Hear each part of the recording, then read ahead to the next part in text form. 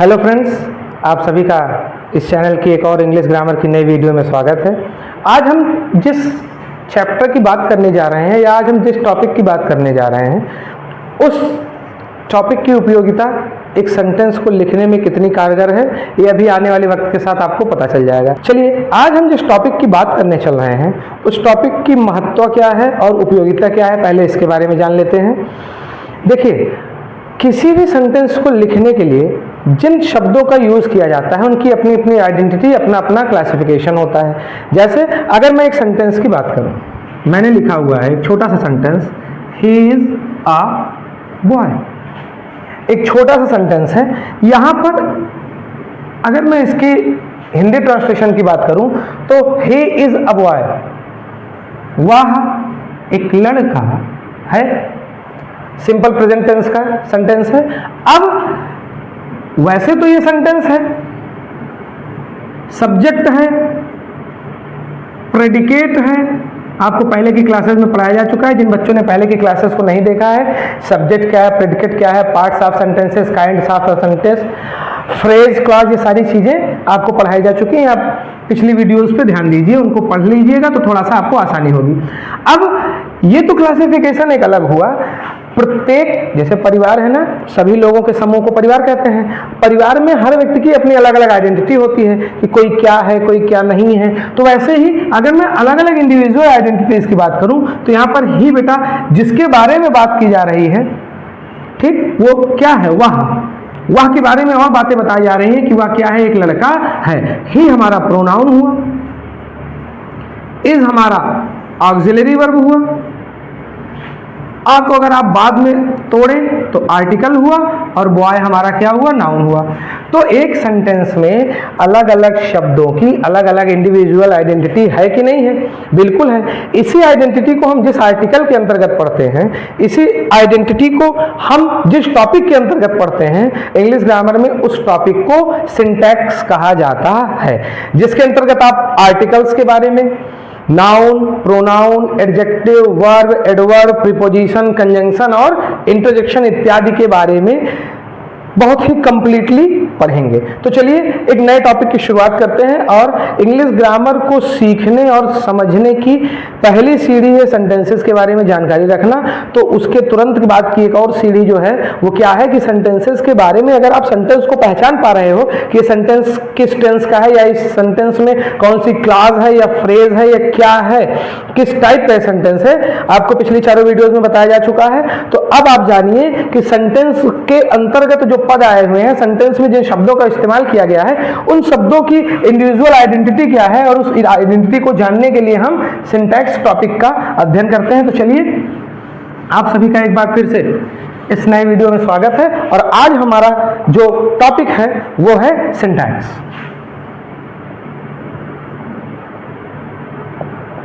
जिसके अंतर्गत हम सबसे पहले आर्टिकल्स के बारे में जानेंगे। आर्टिकल क्या होते हैं, उनकी उपयोगिता क्या है, उनको यूज कैसे किया जाता है बेटा। उसके बाद नाउन, प्रोनाउन,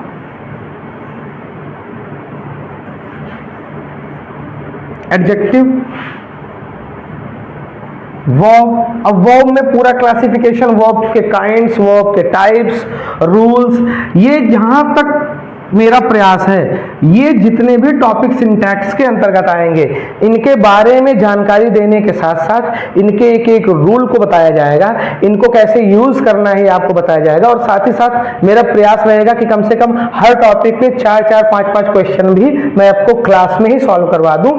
बाकी कहीं कोई प्रॉब्लम होती है तो आप हमसे कमेंट सेक्शन में बताइएगा, फिर उसको देखा जाएगा। वर्ब, एडवर्ब, प्रीपोजिशन,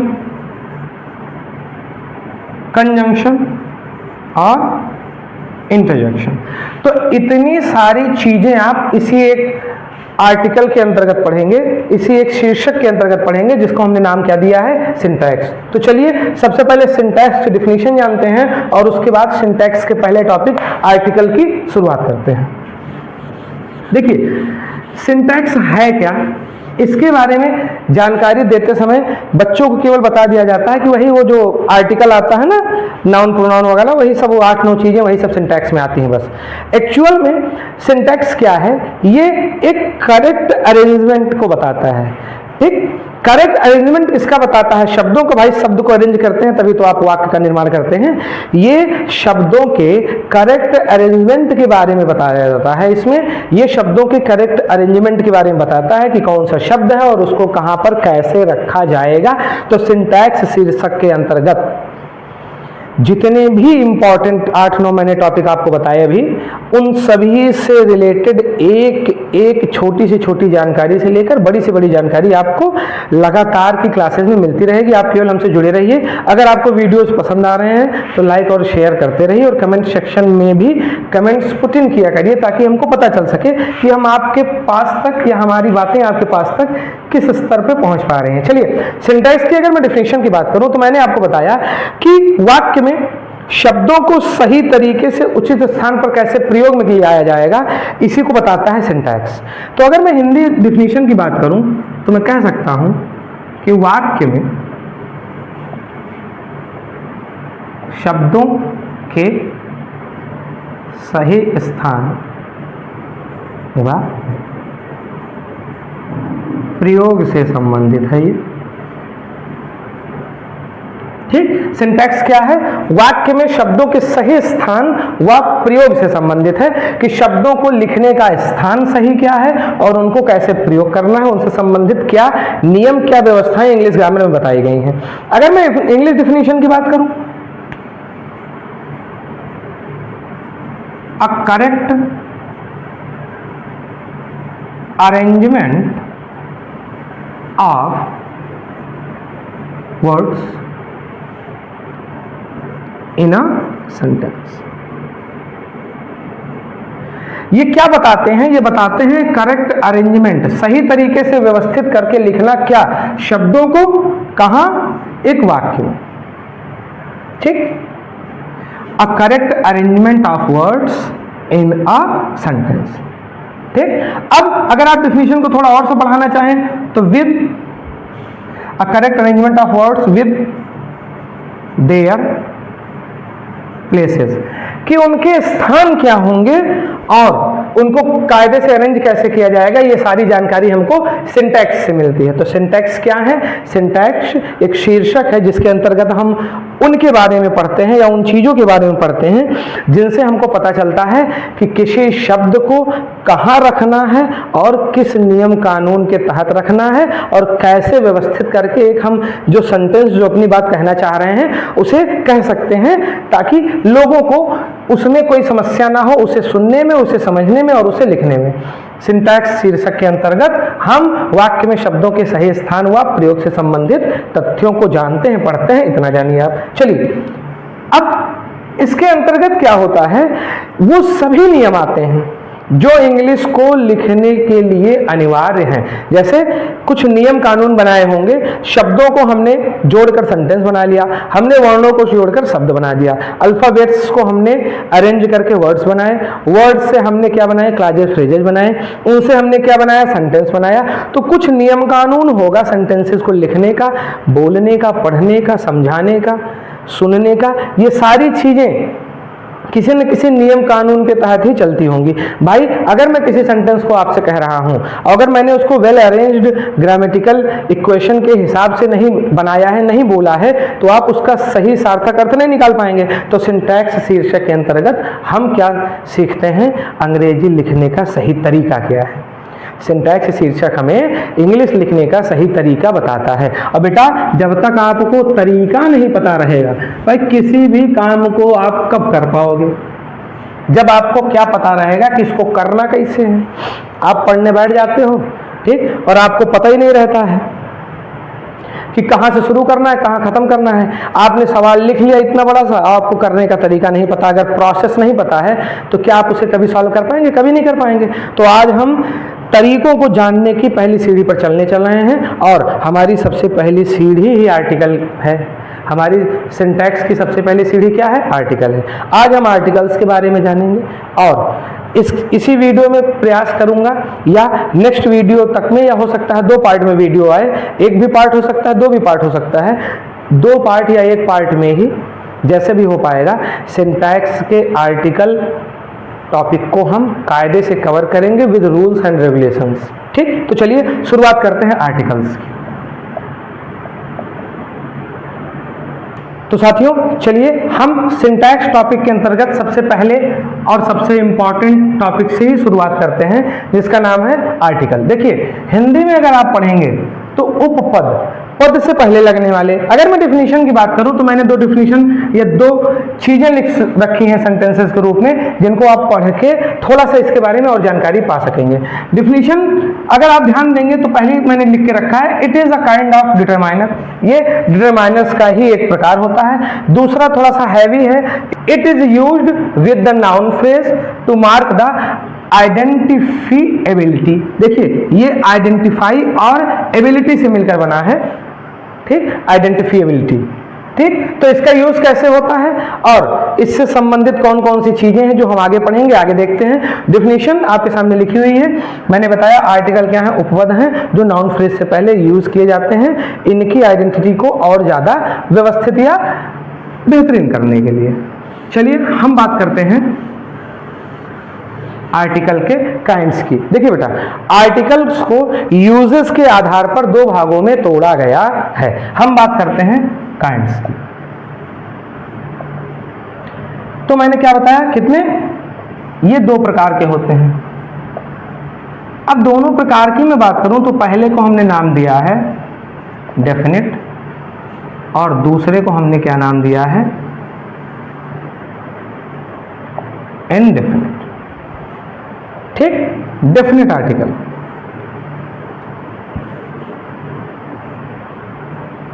क्या है और इनडेफिनेट आर्टिकल क्या है, इन पे विस्तार से भी चर्चा होगी। चलिए हमने आपको बताया कि मूलतः आर्टिकल्स को नियमों के आधार पर व्यवस्थित रूप से लिखने पढ़ने में आसानी हो, इस वजह से इसे 2 भागों में तोड़ा गया है। एक का नाम इनडेफिनेट आर्टिकल है और दूसरे का नाम क्या है बेटा, डेफिनेट आर्टिकल है। ये क्या होते हैं क्या नहीं, अभी हम हेडिंग से इनकी चर्चा करेंगे। इतना अभी जानिए कि डेफिनेट आर्टिकल में इकलौता एक शब्द आता है THE द, और इनडेफिनेट आर्टिकल्स में ए आते हैं और एन आते हैं। चलिए हम जानते हैं कि क्या है डेफिनेट और इनडेफिनेट आर्टिकल्स और uses of A, an and the. तो पहले ही हम बात कर लेते हैं डेफिनेट आर्टिकल के बारे में। देखिए डेफिनेट इसका नाम क्यों है, क्योंकि ये निश्चित नाउन से पहले प्रयुक्त होता है। अब वो निश्चित नाउन कौन से हैं उन पे चर्चा भी हम रूल्स में जानेंगे। इनडेफिनेट नाम क्यों पड़ा है, वो अनिश्चित नाउन के साथ यूज होते हैं, तो वो अनिश्चित नाउन कौन से हैं उन पे चर्चा हम अभी कर ले रहे हैं। तो सबसे पहले मैं बात करता हूं डेफिनेट आर्टिकल की, द की। ठीक, देखिए अगर मैं इसके यूजेस से संबंधित रूल्स की बात करूं, चलिए चर्चा को और आगे बढ़ाते हैं और हम जानते हैं दा से संबंधित नियम्स को। अगर मैं रूल्स की बात करूं, रूल नंबर 1, तो सबसे पहला नियम ये कहता है कि डेफिनेट आर्टिकल दा का प्रयोग हम पर्टिकुलर पर्सन, प्लेस या थिंग के साथ ही करेंगे। पर्टिकुलर पर्सन मतलब आपको बताया गया है, जब आपने नाउन पढ़ा होगा या आगे आपको नाउन को पढ़ाया जाएगा तो बताया जाएगा कि noun is the name of any person, place और थिंग, और जब आपको प्रॉपर नाउन बताया जाएगा तो उसमें पर्टिकुलर शब्द का यूज होगा, जिसका मतलब होता है कोई निश्चित। तो किसी निश्चित व्यक्ति, वस्तु या स्थान के साथ आप द का प्रयोग करेंगे। अब कोई व्यक्ति निश्चित कैसे है, निश्चित तब है जब आप उससे पहले से परिचित हैं, या पूरा समाज या पूरा एक तरीके से कहिए जहां पर आप जिस अवस्था में हैं उस अवस्था में, उस अवस्था या उस स्टेट से जुड़े हुए बहुत सारे व्यक्ति उससे परिचित हों। तो दा के यूज को हम कैसे कहेंगे, एक तो आप उससे परिचित हो, दूसरा आपका समाज उससे परिचित हो। ठीक, ऐसे पर्टिकुलर्स के साथ हम किसका यूज करेंगे बेटा, दा का यूज करेंगे। चलिए कुछ एग्जाम्पल्स की बात करते हैं। मैं कह सकता हूं कि I have found the book, I have found the, अच्छा एक्चुअल में हम इसको पढ़ने में द कहते हैं, लेकिन बेटा इसका प्रोनाउंसिएशन दी है, ठीक। पढ़ने और पढ़ाने के चक्कर में बच्चों को, बच्चे जिस शब्द से परिचित हैं उसे बोलने के चक्कर में हम लोग का खुद का प्रोनाउंसिएशन खराब हो जा रहा है, ठीक। तो आप थोड़ा सा अगर ध्यान देंगे तो द और दी बेटा दोनों शब्द एक ही हैं, ठीक। I have found the book, मैंने किताब को पाया है। अब एक बात बताइए, यहाँ पर ये किताब कोई किताब नहीं है बेटा। अगर किताब के साथ डेफिनेट आर्टिकल लगा है तो इसका मतलब इस किताब से आप पहले से परिचित हैं। हो सकता है कोई आपकी फिजिक्स की या मैथ्स की या केमिस्ट्री की नोट्स की बुक हो या इंग्लिश की बुक हो, आपकी वो बुक खो चुकी है और आप उस खोई हुई बुक को फिर से प्राप्त कर लिया है आपने, तो आपने द लगाया है। इसका मतलब यहाँ एनी बुक कदापि नहीं हो सकता कि मुझे कोई ऐसी किताब जिससे मैं परिचित नहीं हूँ। किसी भी, मैंने क्या बताया, पर्टिकुलर होगा तो उससे आप पहले से परिचित होंगे। जैसे अगर मैं एक और एग्जांपल की बात करूं, मैं कह सकता हूं Ram killed the man, Ram ने व्यक्ति को मार दिया। अब अगर मैंने यहां पर दी का प्रयोग न किया होता, राम किल्ड मैन कहा होता, तो ये मैन कोई भी हो सकता था जिससे राम का कोई पूर्ववर्ती परिचय ना हो। लेकिन अगर मैंने राम किल्ड द मैन कहा है तो अब यहाँ पर ये व्यक्ति जो है ये विशिष्ट व्यक्ति हो गया, ये सामान्य व्यक्ति नहीं रहा। इससे संबंधित कोई ऐसी जानकारी है जो राम को पहले से पता है, राम इस व्यक्ति को पहले से जानता है, या अगर मैंने बताया है कि राम ने उस व्यक्ति को मार दिया है तो मैंने इस सेंटेंस को बोला है, यहाँ स्पीकर मैं हूं, तो मैं इस व्यक्ति को पहले से जानता हूं, ये व्यक्ति कहीं ना कहीं किसी न किसी प्रकार से संबंधित है, इसके बारे में पूर्ववर्ती जानकारी हमारे पास है। तो ऐसे व्यक्ति, वस्तु, स्थान जिनके बारे में हमको पूर्ववर्ती जानकारी प्राप्त रहती है उससे पहले हम द का प्रयोग करते हैं। चलिए एक और रूल देखते हैं द के यूजेस की। रूल नंबर 2, देखिए जो हम डेफिनेट आर्टिकल का यूज करते हैं उसका यूज हम विभिन्न प्रकार के प्राकृतिक रिसोर्सेज के बारे में अगर बताना हो, जैसे मैं ऐसे कहूं तो पर्वतों, नदियों, झीलों, समुद्रों, पहाड़ों, पठारों और रेगिस्तान, द्वीप समूह, इन सभी के नाम से पहले डेफिनेट आर्टिकल का यूज किया जाता है। क्यों? मैंने आपको बताया ना कि इन सभी के बारे में आपको या आपके समाज को पहले से जानकारी प्राप्त है। देखिए कोई ऐसा तो है नहीं कि नदी, आप सो के उठे हो आपके घर के सामने से कोई नदी बहने लगी, आपको नदी के बारे में जानकारी नहीं है, आपने उसका नाम सुन रखा होगा, हो सकता है आपको जानकारी ना हो। तो आप जिस समाज में रहते हैं, आपका समाज मतलब जिस जाति या धर्म से रिलेटेड है उससे रिलेटेड लोग नहीं, समाज मतलब आपके आसपास के रहने वाले लोग। अब आसपास का मतलब सारा वातावरण ही हमारा समाज है, तो उनके बारे में पहले से जानकारी हमको है, निश्चित है, तभी हमने द अर्थात डेफिनेट आर्टिकल का यूज किया है। तो मैं बात करूं डेफिनेट आर्टिकल से संबंधित रूल नंबर 2 की, तो किसकी मैं बात कर रहा हूं? मैं बात कर रहा हूं पर्वतों,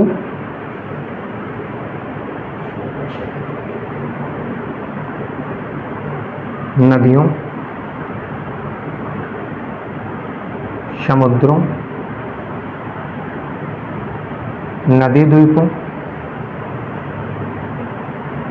सागर,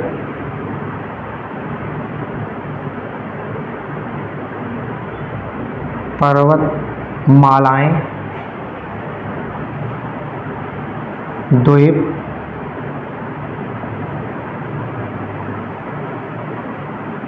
महाद्वीप, इन सभी के नाम से पहले आप डेफिनेट आर्टिकल का यूज करेंगे। फिर सूर्य,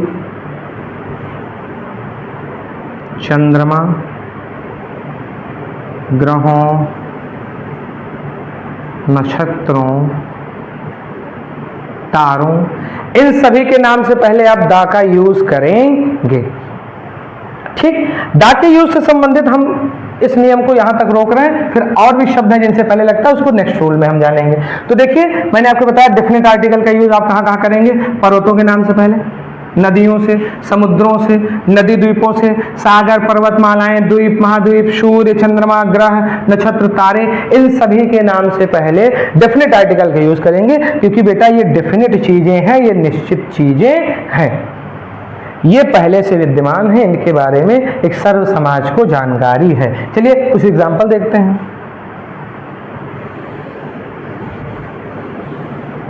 जैसे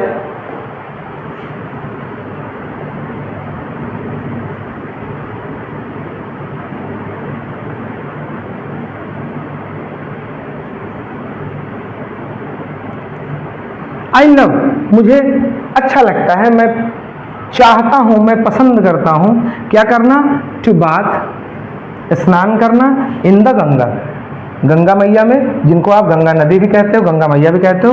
लव की जगह आप लाइक भी लिख सकते हो, कोई बड़ी बात नहीं है कि I like to bath in the Ganga. देखिए गंगा नदी का नाम है, मैंने क्या यूज किया है, डेफिनेट आर्टिकल यूज किया है। और एग्जाम्पल देखते हैं। अब जैसे he visited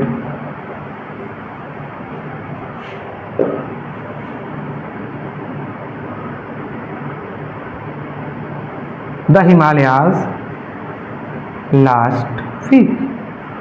He visited, उसने दौरा किया, वो गया कहाँ, द हिमालयाज। अब आपको पता है कि पहाड़ों की एक श्रेणी है जिसे हिमालय कहते हैं, तो क्या आपने यूज किया, डेफिनेट आर्टिकल द।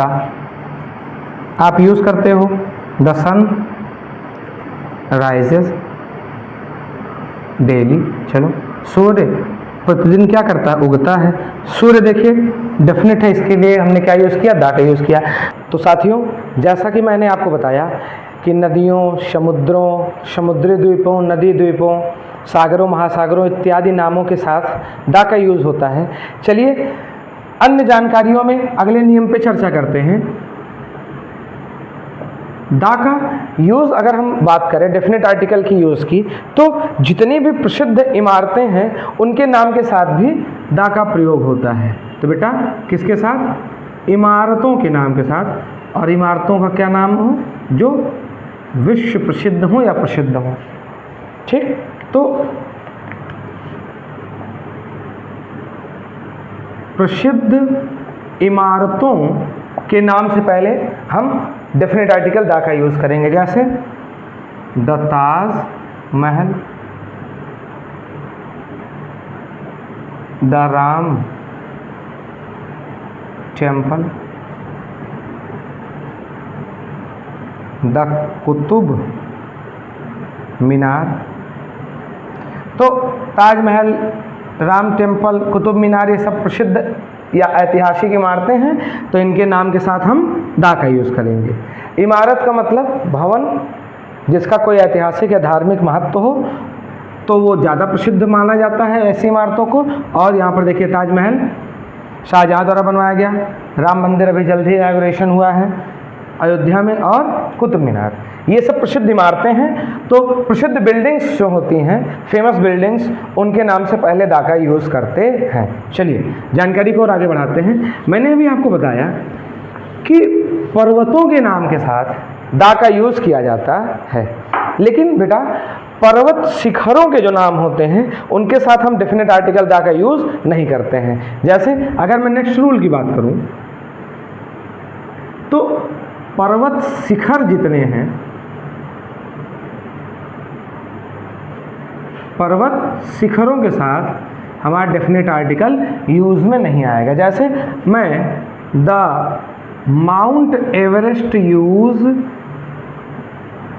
नहीं करूँगा, ठीक, मैं द माउंट आबू यूज़ नहीं करूँगा। तो पर्वत श्रृंखलाओं के नाम के साथ द लगेगा, लेकिन पर्वत की जो चोटी होती है, जैसे बहुत सारे पर्वत होते हैं ना, इनको पर्वत श्रृंखला कहते हैं ऐसे ऐसे, और प्रत्येक पर्वत की अपनी चोटी होती है। तो जो इंडिविजुअल चोटियां हैं, ठीक, जो इंडिविजुअल पीक्स हैं, इनके जो नाम हैं इनके साथ हम द डेफिनेट आर्टिकल के रूप में प्रयुक्त नहीं करेंगे। ठीक, चलिए, तो पर्वत शिखरों के नाम के साथ हम द का यूज़ नहीं करेंगे। अगले नियम की हम बात करते हैं। बेटा ऐसे सिंगुलर नाउन जो कॉमन हो, लेकिन जब हम उनको यूज करें तो वो समस्त जाति या समस्त वर्ग को दर्शाएं, उनके साथ हम दा का प्रयोग करते हैं। जैसे मैंने कहा the cow is very useful. क्या है ये? कॉमन नाउन है। नेक्स्ट रूल की मैं बात कर रहा हूं, कॉमन नाउन, और इसका प्रयोग इस वाक्य में किसी समस्त जाति का बोध करा रहा है या किसी समस्त वर्ग का बोध करा रहा है, तो हम डेफिनेट आर्टिकल दा का यूज करेंगे। अच्छा बताइए, मैंने कहा गाय बहुत यूजफुल है, बहुत लाभदायक होती है, ठीक? तो गाय मतलब किसी एक गाय की बात कर रहा हूँ कि समस्त गाय जातियों की बात कर रहा हूँ? जितनी भी गायें हैं, चाहे वो जिस कैटेगरी की हों, अगर वो गायें हैं तो हमारे लिए पूजनीय हैं, हम उनके दूध का उपयोग करते हैं, हम उनके गोबर का उपयोग करते हैं, ठीक? ऐसे बहुत सारे गायों से प्राप्त चीज़ें हैं जो हमारे उपयोग में आती हैं, ठीक? पूजा पाठ से लेकर भोजन इत्यादि बनाने और करने में। तो इस वजह से गाय हमारे लिए उपयोगी है। और यहाँ पर किसी एक गाय, एक इंडिविजुअल एनिमल की बात नहीं की जा रही है, यहाँ पर गाय शब्द समस्त गाय जाति को दर्शा रहा है, ठीक? तो ऐसे कॉमन नाउन जिनसे एक वर्ग या एक समस्त जाति का बोध होता है, उन्हें हम यूज में लाते हैं, तो उनसे पहले दा का यूज करते हैं। तो मैं फिर से रूल को रिवाइज कर दूं, ऐसे सिंगुलर कॉमन नाउन जिनके प्रयोग से समस्त जाति या वर्ग के बारे में जानकारी मिलती है या बोध होता है, उसको हम क्या करते हैं? डेफिनेट आर्टिकल दा उससे पहले यूज करते हैं, ठीक? नोट्स बनाते रहिए, क्लास में एंगेज रहिए, ठीक? और बीच बीच में जो आप लोग क्लास को रोक के मैसेज आ जाता है, नोटिफिकेशन चेक करने लगते हैं, ये सब आदतें छोड़ दीजिए, ठीक? जब क्लास देखने बैठिए तो आधे घंटे 1 घंटे की जो क्लास है, सभी काम निपटा कर एक जो आपने टाइम टेबल बनाया हो उसमें अब एक टाइम टेबल ऐड कर लीजिए कि जैसे ही क्लास के नोटिफिकेशन आएगा और क्लास एयर होगी, जैसे ही क्लास रिलीज़ होगी यूट्यूब चैनल पे, हमें उसको तत्काल देखना है और नोट करना है। तो बाकी सारे टाइम टेबल उस दिन थोड़ा सा आगे पीछे करिए, और जो भी मैथ्स अगर आपके काम की चीज़ें हैं तो मैथ्स की या इंग्लिश की जो भी क्लास की आपकी काम की चीज़ें हैं उनको करते रहिए। साथ ही साथ जिस बच्चे ने CW और HW करने की आदत डाल ली, उसी का भला होना है बेटा। CW मतलब क्लास वर्क जो मैं पढ़ा रहा हूँ वो करिए, आप फेयर में लिखिए, और HW मतलब होमवर्क, या आप खुद से इनसे मिलते जुलते सेंटेंसेस को बनाइए, या आपके बुक्स में अगर एक्सरसाइजेज वगैरह दी गई हों, या मैं टॉपिक खत्म होगा, मैंने बताया था आपसे कि अब टॉपिक के खत्म होने पर मैं 5 से 10 सेंटेंस आपको बनाने के लिए, करने के लिए दूंगा, ठीक? तो आप वहाँ से सॉल्व करिए। जितना ही आप प्रैक्टिस करेंगे उतना ही चीज़ें आपके लिए बेहतर होंगी। चलिए नियमों को और आगे बढ़ाते हैं। अब मैं बात करता हूं, अगर मैं बात करूं डायरेक्शंस की, दिशाएं, तो आपको पता है कि मूल रूप से दिशाएं 4 प्रकार की होती हैं, ठीक? अब अगर मैं डायरेक्शन की बात करूं तो आपको पता है कि दिशाएं मूल रूप से 4 प्रकार की होती हैं, east, west, north and south. अगर कहीं पर भी दिशाओं के बारे में कुछ लिखा हुआ है और उनसे ठीक पहले कोई प्रीपोजिशन लिखा हुआ है तो हम उनके साथ डेफिनेट आर्टिकल का यूज़ करेंगे, अन्यथा नहीं करेंगे। तो दिशाएं होनी चाहिए, क्या है बेटा अगला नियम? दिशाओं का नाम होना चाहिए और उनसे पूर्व कोई प्रीपोजिशन होना चाहिए, तो हम इनके साथ डेफिनेट आर्टिकल का यूज़ करेंगे।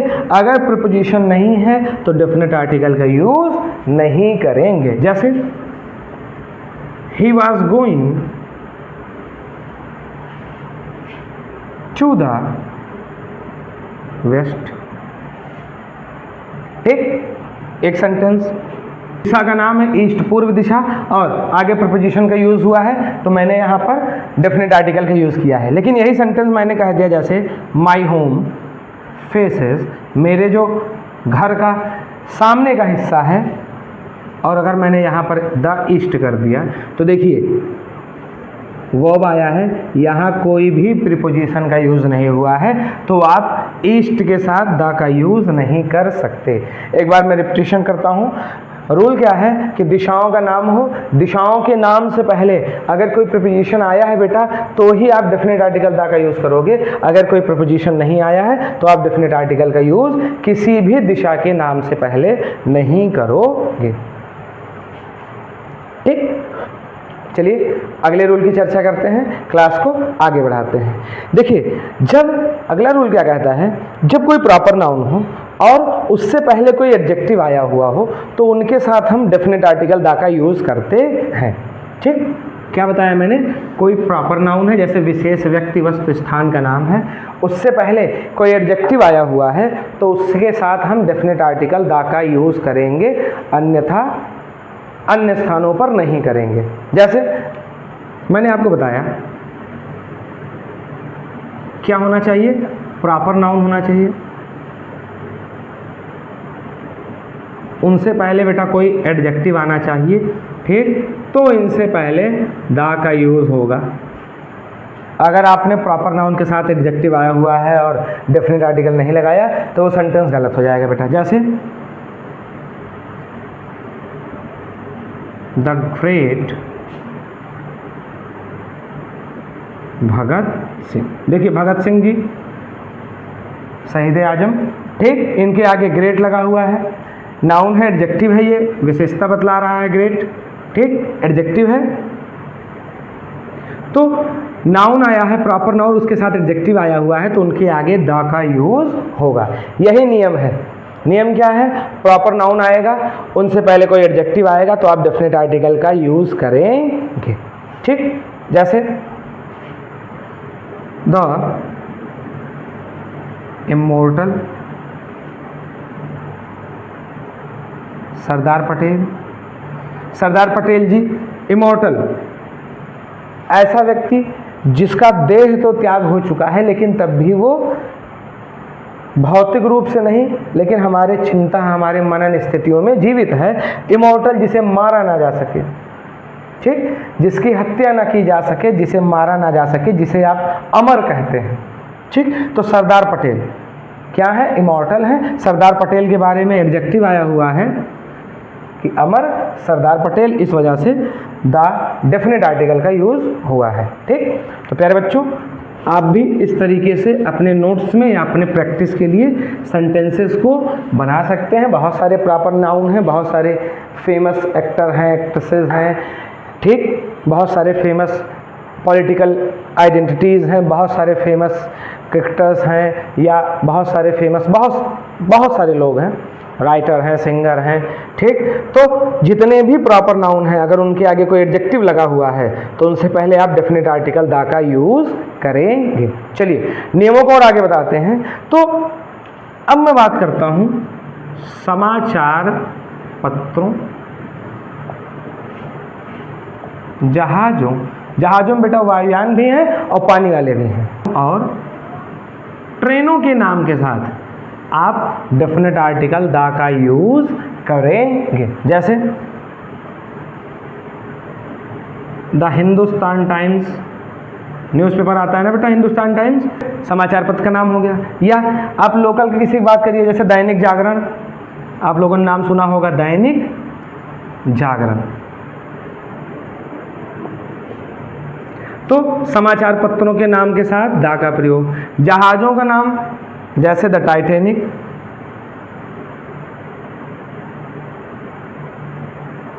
ठीक, या कोई एरोप्लेन है उसका कोई नाम है, जैसे मान लीजिए मैंने एक एयरलाइन खोल लिया और मैंने अपने एयरप्लेन का नाम रखा विक्ट्री द या विक्टोरी। ठीक, तो जहाज़ों के नाम। ट्रेन का नाम आप जानते हैं जैसे द जम्मू एक्सप्रेस,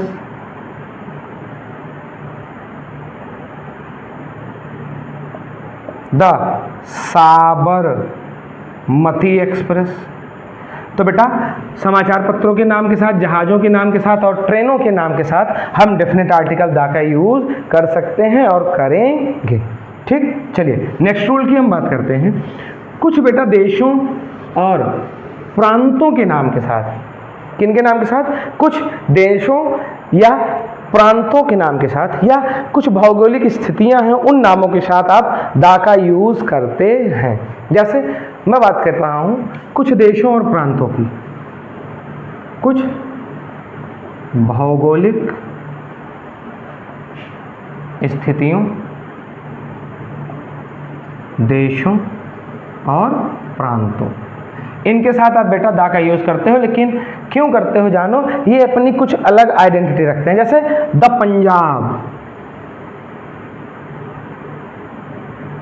5 नदियों द्वारा निर्मित है ये भूमि, इस वजह से इसका नाम क्या है, पंजाब। ठीक, तो इनको हम कहते हैं Panjdoab, Punjab, the land of 5 rivers, 5 नदियों का स्थान या 5 नदियों की भूमि। ठीक, द यूनाइटेड स्टेट्स। ठीक, तो the Punjab, the United states, the Deccan, ये सभी नाम भौगोलिक स्थितियों के, देशों के या प्रांतों के नाम हैं। तो कुछ देशों, भौगोलिक स्थितियों और प्रांतों के नाम के साथ हम डिफरेंट आर्टिकल दा का यूज़ करते हैं। ठीक, चलिए आगे बढ़ाते हैं जानकारी को। अगले रूल की मैं बात करूं बेटा, तो कुछ चीज़ें हैं जो एक ही हैं, जैसे द सन, द मून, सूर्य और चंद्रमा एक ही है ना। अब वो अलग चीज़ है कि अलग अलग लोग, ग्रहों के अलग अलग अपने चंद्रमा है, वो एक अलग कॉन्सेप्ट है, लेकिन हमारे लिए तो सूर्य एक है और चंद्रमा एक है। फिर आपने भूमध्य रेखा का नाम सुना होगा। देखिए, कर्क रेखा, मकर रेखा, भूमध्य रेखा, 3 रेखाओं के बारे में आपने सुना होगा। ये तीनों अपने आप में एक ही एक हैं, अलग अलग ही हैं अपनी भौगोलिक दृष्टि के हिसाब से, अपनी भौगोलिक स्थिति के हिसाब से। उनमें से जैसे एक भूमध्य रेखा है, भूमध्य रेखा। तो मैंने आपको बताया कि कुछ चीज़ें जो एक ही हैं। और बात करते हैं, जैसे एग्जाम्पल में द स्काई, आसमान, चंद्रमा, सूर्य, भूमध्य रेखा, ये सब क्या है, अपने आप में इंडिविजुअल आइडेंटिटी और सिंगल आइडेंटिटी रखते हैं। दूसरा सूर्य नहीं है, होगा भी तो किसी और गैलेक्सी में होगा और उससे हमारा कोई लेना देना नहीं है। किसी और ग्रह का अपना होगा पर्सनल, तो हमारा लेना देना नहीं। हमारे लिए एक सूर्य, एक चंद्रमा, एक भूमध्य रेखा और एक आसमान। ठीक, और हमको अपने ही ग्रह पे हमेशा रहना है, अपने ग्रह का पेपर देना है, चाहे इंटरमीडिएट का हो, चाहे हाई स्कूल का हो, और चाहे कॉम्पिटिटिव एग्जामिनेशन का हो। तो हमको दूसरे ग्रह के सूर्य, चंद्रमा और तारा से लेना देना नहीं है। हमारे लिए ये सारी चीज़ें सिंगुलर हैं, सिंगल आइडेंटिटी रखती हैं, हम इनके साथ दा का यूज़ करेंगे। चलिए जानकारी को और आगे बढ़ाते हैं। बेटा, अगर कोई नाउन दिया है और नाउन के साथ एडजेक्टिव का यूज़ हुआ है, तो हमेशा एक बात को याद रखिएगा कि एडजेक्टिव से पहले दा का यूज़ होगा। मैं आपको ऐसे एक स्ट्रक्चर बना के समझा देता हूँ। नेक्स्ट रूल क्या है, एडजेक्टिव आएगा, एडजेक्टिव के बाद नाउन आएगा और उससे पहले दा का यूज़ होगा। दा का यूज़ आप एडजेक्टिव के बाद नहीं कर सकते कि नाउन से पहले और एडजेक्टिव के बाद, क्योंकि रूल है कि बेटा एडजेक्टिव नाउन से ठीक पहले आएगा और उससे पहले दा आएगा। तो ये स्ट्रक्चर सही हो जाएगा, ये गलत हो जाएगा। जैसे मैं कहूँ कि द ग्रेट मैन, तो बेटा देखो मैन नाउन है, ग्रेट महान एडजेक्टिव है, नाउन की विशेषता बतला रहा है और द आगे आया है। अगर मैंने इसी को ऐसे कह दिया ग्रेट द मैन, तो बेटा ये इस तरीके से लिखने की शैली जो है ये हमारी क्या हो जाएगी, ग्रामेटिकल रॉन्ग मानी जाएगी, ग्रामर के दृष्टिकोण से रॉन्ग मानी जाएगी। क्योंकि नियम है कि नाउन से जस्ट पहले एडजेक्टिव होगा तो एडजेक्टिव से पहले आर्टिकल होगा। आर्टिकल कभी भी एडजेक्टिव और नाउन के बीच में नहीं आएगा, इसको ध्यान में रखिएगा। ठीक, नेक्स्ट रूल है आपका, नेक्स्ट रूल क्या कहता है, सुपरलेटिव डिग्री से पहले दा का यूज। जैसे the greatest poet, great, greater और ग्रेटेस्ट का यूज होता है, आपको पता है। ठीक, तो मैंने आपसे बताया कि सुपरलेटिव डिग्री से पहले किनका यूज होगा, दा का यूज होगा।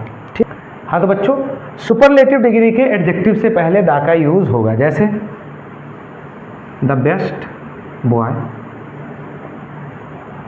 ठीक, और इसी में एक रूल और मैं ऐड कर देता हूं, आपने ऑर्डिनल्स का नाम सुना होगा, जैसे first rank, second rank, third rank. तो ये जो फर्स्ट, सेकंड, थर्ड हैं ये ऑर्डर को दिखाते हैं, इस वजह से बेटा हम इनको ऑर्डिनल कहते हैं। ठीक, तो ऑर्डिनल्स जो होंगे,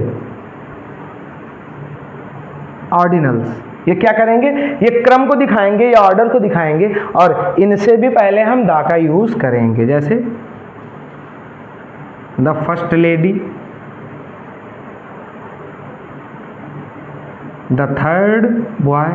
तो मैंने अभी आपको क्या बताया कि बेटा सुपरलेटिव डिग्री के साथ द का यूज और ऑर्डिनल्स के साथ।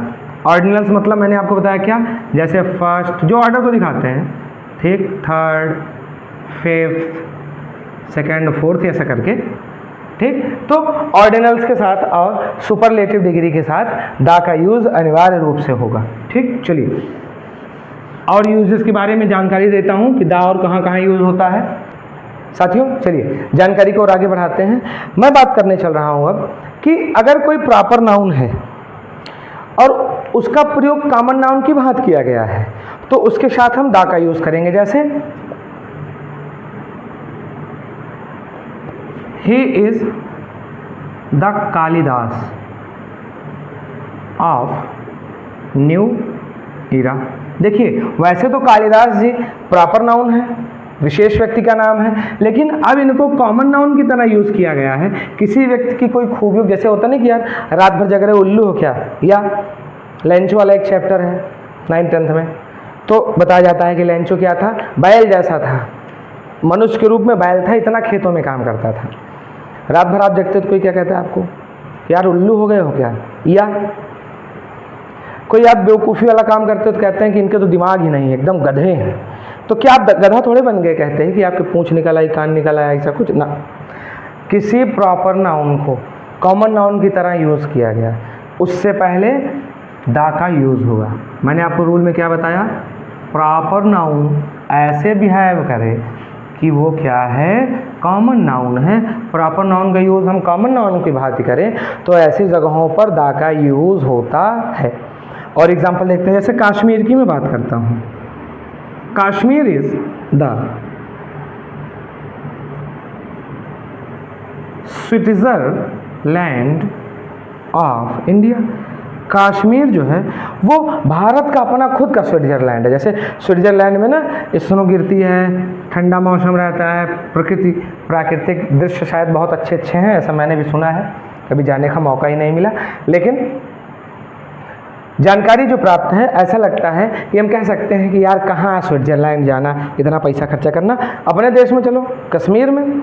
कश्मीर भी तो इंडिया में एकदम स्विट्जरलैंड जैसा ही है, तो कश्मीर भारत का स्विट्जरलैंड है। स्विट्जरलैंड प्रॉपर नाउन है, उसे एग्जाम्पल देते समय कॉमन नाउन की तरह यूज़ किया गया है, तो वहाँ द का यूज़ हुआ है। बेटा इन एग्जाम्पल्स को याद रखिएगा, ये बोर्ड एग्जामिनेशंस में भी और कम्पिटिटिव एग्जामिनेशंस भी कई बार पूछे जाते हैं। चलिए कुछ और यूजेस बचे हैं, उनको भी आज ही हम समाप्त कर लेते हैं। अगले रूल की मैं बात करूं तो कोई देश है, उस देश के नाम से साथ कोई भी अगर द का यूज़ करता है, देशों के नाम से पूर्व अगर द का यूज़ किया जाता है तो उससे उस देश के रहने वाले निवासियों, उस देश के व्यक्तियों का बोध होता है।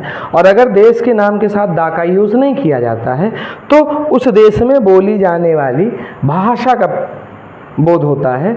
एक चीज़ समझिए कुछ ऐसे, जैसे फ्रांस है, फ्रांस के लोगों को हम फ्रेंच कहते हैं, ठीक। कब, जब उसके साथ द का यूज हो। द फ्रेंच मतलब फ्रांसीसी या फ्रांस के निवासी। और अगर मैंने कह दिया जैसे I want to learn French, तो अब बेटा मैं फ्रेंच सीखना चाहता हूं, तो यहां पर फ्रेंच क्या हुआ, भाषा। तो फ्रांस से बना फ्रेंच, जैसे इंडिया से बना इंडियन, तो द इंडियन मतलब भारतीय लोग और इंडियन मतलब भारतीय भाषा, ठीक। तो अगर फ्रेंच से पहले द का यूज़ हुआ है तो ये क्या लिखाएगा, ये वहाँ के निवासियों को दिखाएगा, ठीक। द फ्रेंच मतलब क्या, फ्रांसीसी लोग। और अगर बच्चों द का यूज़ नहीं हुआ है तो ये लैंग्वेज को दिखाएगा। तो मैं रूल को एक बार दोहरा देता हूँ कि देशों के नाम से पूर्व द का यूज़ होने पर वहाँ के व्यक्तियों का बोध होता है, और अगर द का यूज़ नहीं हुआ है तो उस देश की भाषा का बोध होता है। जैसे द चाइनीज़ मतलब चाइना के निवासी, और चाइनीज़ क्या है, लैंग्वेज है। चलिए अब एक इम्पॉर्टेंट जानकारी और बोथ और आल, बोथ का मतलब दोनों, आल का मतलब सभी। बोथ और आल के पश्चात प्रायः द का यूज होता है, जैसे बोथ द बॉयज, दोनों लड़के, या आल द मेन, समस्त पुरुष। तो बोथ और आल, इनके बाद प्रायः द का यूज होगा। ये नेक्स्ट रूल है, आप नोट कर लीजिए। ठीक, कुछ रूल बेटा मैं बोलता चलूँ, आप नोट करते चलेंगे तो मेरा भी टाइम बचेगा, लिखने की मेहनत बचेगी और आपका भी फायदा होगा। तो ये रूल क्या है कि आल और बोथ, इनके बाद द का यूज प्रायः होता है। ठीक, नेक्स्ट रूल की मैं बात करूं तो मुख्य ऐतिहासिक घटनाएं जो हैं उनके साथ हम द का यूज करते हैं। और जैसे the independence day, the second world war, the Jallianwala Bagh, ठीक, इंसिडेंट। तो मैंने क्या बताया आपको, ऐतिहासिक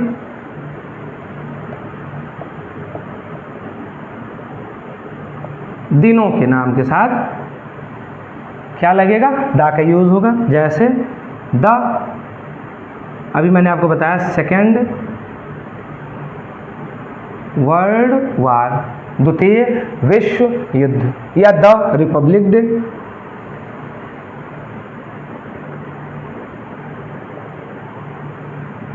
the Republic day, the independence day,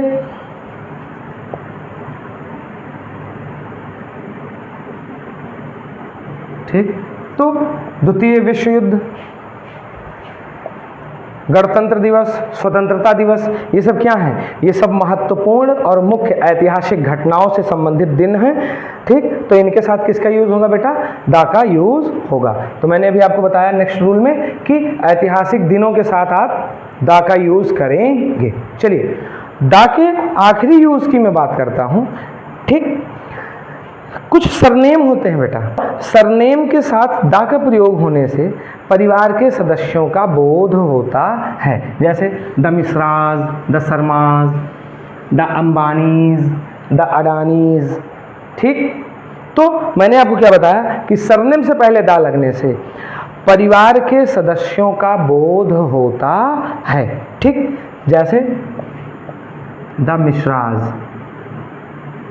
ठीक, तो द मिश्राज का मतलब क्या कि the member of Mishra family.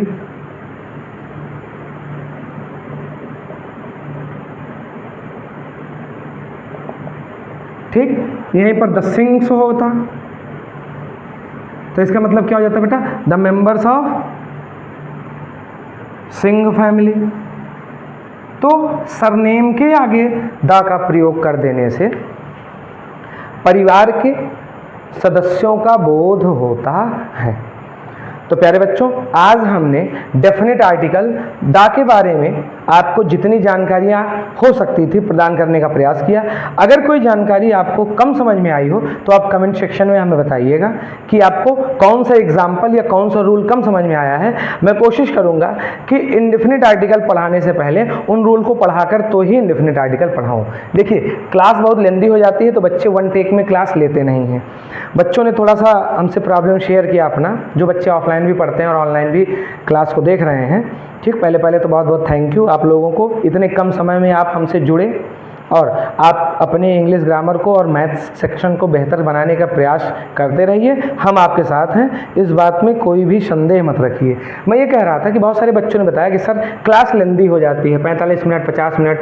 बेटा आदत डालिए, आगे चल के आप अगर 2 घंटे एक साथ बैठ कर पढ़ नहीं पाएंगे तो फिर पढ़ाई आपके लिए डिफ़िकल्ट हो जाएगी। हाँ, कुछ बच्चे कहते हैं कि सर मज़ा नहीं आता। देखिए ये कोई नृत्य प्रोग्राम तो है नहीं बेटा, पढ़ाई में अगर दिल लग गया तभी मज़ा आएगा। और दिल लगाने के लिए आपको एकांत में बैठकर और लंबे समय तक बैठ के पढ़ना पड़ेगा। अगर आपने अपनी बैठने की आदत डाल ली, अगर आप 50 मिनट 55 मिनट की क्लास नहीं ले सकते हैं तो फिर आगे आपको तैयारी करते समय लंबी और क्लासेस की ज़रूरत पड़ेगी, एक साथ बैठकर लेने की आपकी दिक्कत होगी।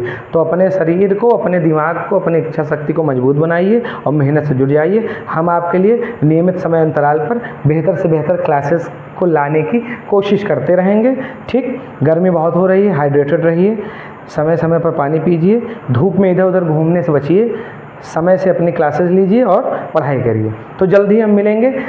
अभी आर्टिकल्स के बारे में और जानकारी देने के लिए इंडेफिनिट आर्टिकल टॉपिक बचा हुआ है, तो उसी इंडेफिनिट आर्टिकल के बारे में हम विस्तार से चर्चा करेंगे। साथ ही साथ आर्टिकल के एक और पार्ट में मैं आपको ओमिशन ऑफ आर्टिकल भी इसी टॉपिक के साथ क्लियर करा दूंगा कि आर्टिकल जहां लगने हैं इनके बारे में आपको पूरी जानकारी मिल जाए। साथ ही साथ आर्टिकल जहां नहीं लगने हैं, जहां से आर्टिकल को गायब करना है, उसके भी बारे में आपको पूरी जानकारी मिले।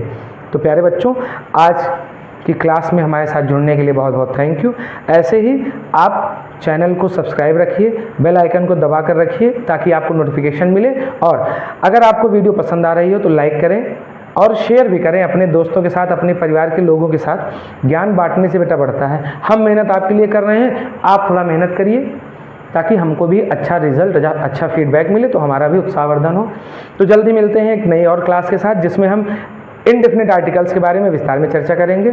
जल्दी मिलते हैं, तब तक के लिए प्यारे बच्चों, बी हैप्पी, बी हेल्दी। जय हिंद।